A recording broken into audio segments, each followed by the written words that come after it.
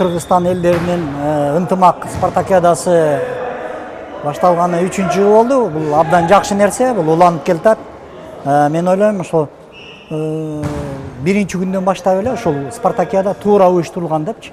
Анткени мунун негизги максаты ошо Кыргызстанда жашаган элдердин ынтымагын бириктирүү, ошолордун арасында эч кандай араздашуу болбосун деп өткөрүлүп аткан спартакиада болуп эсептелет. Мунун программасында дагы жакшы эң сонун спорттун түрлөрү киргизилген. Бул мини футбол, волейбол, ушул сыяктуу.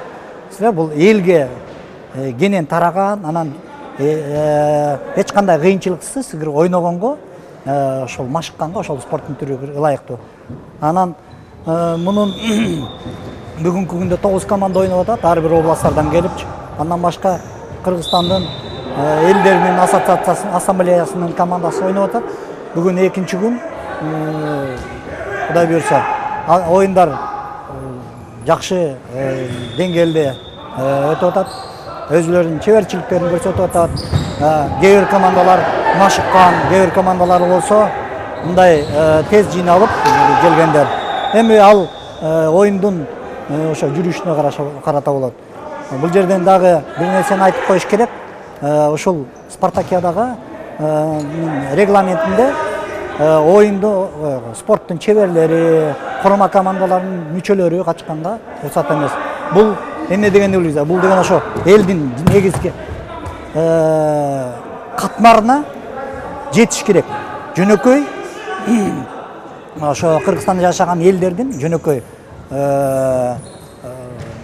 дене тарбия менен спорт менен мындай машыгып жүргөндөр жөн.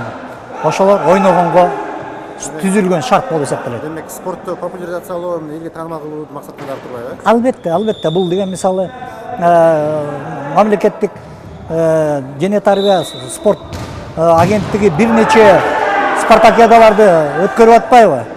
Бул ошол эле мамлекеттик органдардын арасында, ушундай элдердин арасында, жанагыраки Кыргызстан элдеринин арасында, жанагыраки айыл өкмөттөрүнүн арасында бул аябай жакшы нерсе. Бул деген уже спорт, дене тарбия эмес, спорт уже кирип атат тиги айыл өкмөткө чейин. Аякта уже көп маани берип, айыл өкмөттөр акча бөлүп атат. Мурун деген таптакыр акча бөлчү эмес, социалдык сферага, спортко да бөлчү эмес. Азыркы бүгүнкү ошол экипировкасын алып берип атат, топ соолун алып берип атат, башка шаймандарын алып берип атат. Ошол жолун, жаткан жерин, тамагын төлөп берип атышат. Бул уже өсүш. Бул жерде 3 команданын даярдыгы жакшы экен. Гөл, Ысык-Көл командасы, Нарын командасы, анан Таластын командалары жакшы чеберчиликти көрсөтүп атат. Эми оюн ар кандай болот? Топтогу оюндар бүткөндөн кийин анан жарым финалдык беттешүүлөрдө көрөбүз жыйынтыгын.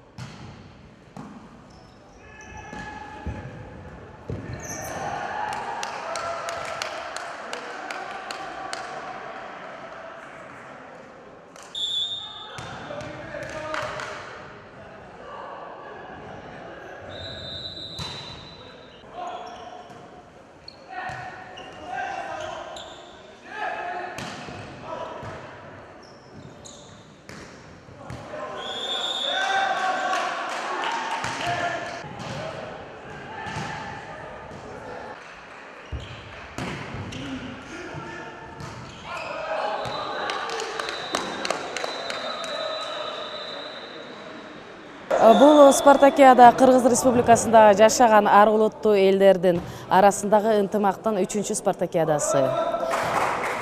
Бул оюндун максаты спортту элге кеңири таратуу, жана ар кайсыл улуттагы элдерди бириктирүү.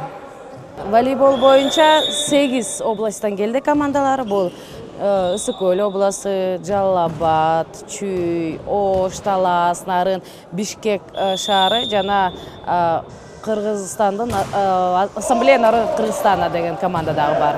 Волейболдо оюнчулар командалар 2 топко бөлүнгөн. 2 топтун ичинен бирөөбүз Б подгруппасынан Жалал Абад областынын командасы күчтүүрөөк келатат, баарын утуп.